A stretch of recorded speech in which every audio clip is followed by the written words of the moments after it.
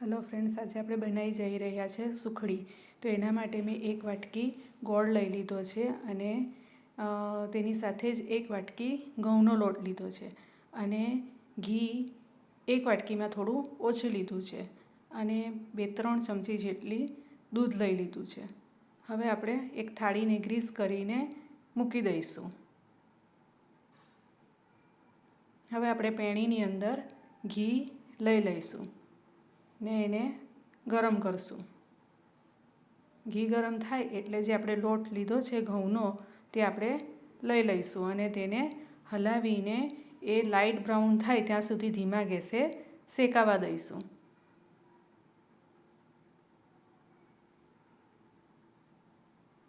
તમે જોઈ શકો છો ફ્રેન્ડ્સ કે આપણો લોટ શેકાવા માંડ્યો છે અને એની અંદર હલકો હલકો થઈને બબલ્સ જેવા થવા માંડ્યા છે.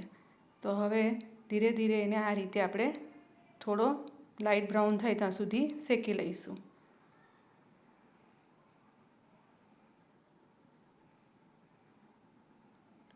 હવે આપણો લોટ શેકાઈ ગયો છે તો આપણે એને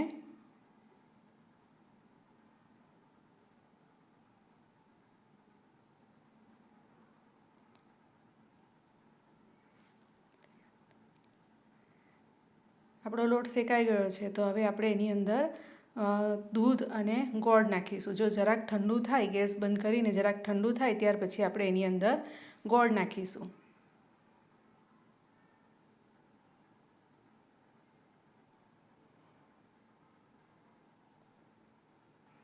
આપણો લોટ થોડો ઠંડો થઈ ગયો છે તો 2-3 ચમચી દૂધ રેડશું. દૂધ રેડીને હલાવીએ એટલે એની અંદર પણ બબલ્સ જેવું થવા માંડશે ને એ બબલ્સ થોડા ઓછા થઈ જાય ત્યાં સુધી આપણે એને હલાવી લઈશું ને ત્યાર પછી ગોળ નાખીશું. તો આપણો જે લોટ છે તે ખૂબ જ ગરમ છે એટલે ગોળને આપણે પાયો કરવાની જરૂર નથી ને એની અંદર જ મેલ્ટ થઈને સરસ પીગળી જશે ને વ્યવસ્થિત આપણે એને હલાવી લઈએ. આપણું મિક્સર સરસ મિક્સ થઈ ગયું છે એટલે હવે એને આપણે એક થાળીની અંદર થાળી લઈશું અને તલ અને ખસખસ નાખીશું. એને પણ અલગ શેકવાની જરૂર નથી. આપણું લોટ ગરમ છે એટલે એની અંદર જ એ શેકાઈ જશે અને એને સરસ મિક્સ કરી લઈશું.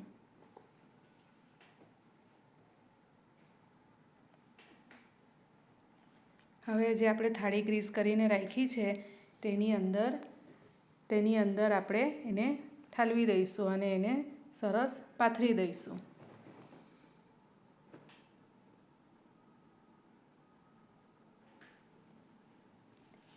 એક સરખું આપણે એને પાથરી દઈશું. લીસું થાય એ રીતે આપણે એને પાથરી લઈશું.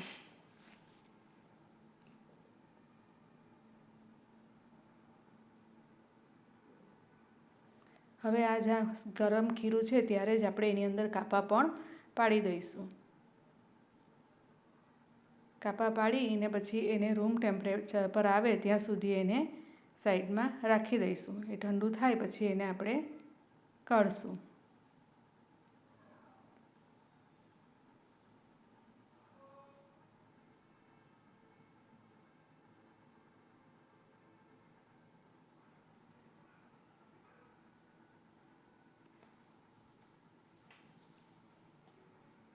તો તમે જોઈ શકો છો ફ્રેન્ડ્સ કે આપણું આ રૂમ ટેમ્પરેચર પર આવી ગયું છે. તો એને આપણે હવે કાઢીએ તો તમે જોઈ શકો છો કે કોઈ પણ જાતના એના વગર તરત જ એના પીસ નીકળી જાય છે અને સરસ એકદમ પીસ નીકળે છે, તૂટતા પણ નથી. અને એને આપણે જો હાથથી તોડીને જોઈએ તો એકદમ સોફ્ટ અને સરસ થયેલા છે. તો આપણી સુખડી રેડી.